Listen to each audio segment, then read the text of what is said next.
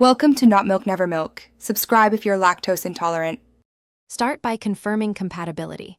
Your iPhone must run iOS 13 or later, and your car or head unit must support Apple CarPlay. Next, make sure Siri is enabled because CarPlay depends on voice features. Go to Settings, Siri, and search and turn on the required options. Once done, park the car, switch the ignition to accessory or on, and choose wired or wireless connection. If using a cable, plug an Apple-certified Lightning cable into your iPhone and the car. With the basics ready, connect your iPhone to the car. For wired CarPlay, plug the Lightning cable into the car's USB port labeled CarPlay or smartphone. The system typically auto-launches. For wireless CarPlay, enable Bluetooth and Wi-Fi on the iPhone, pair with the car's Bluetooth listing, then accept the CarPlay prompt on the vehicle display.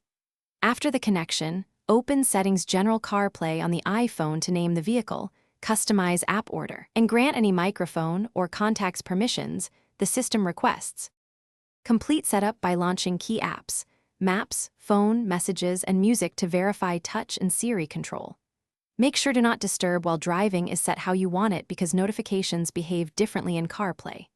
If apps don't appear, go back to CarPlay settings to rearrange or allow apps, and ensure those apps are installed on your iPhone. If something fails, restart your iPhone, toggle Bluetooth and Wi-Fi, or swap the Lightning cable. That single step fixes most connection issues and gets you back on the road. Thanks for watching. If this was helpful, leave a like and consider subscribing. See you next time.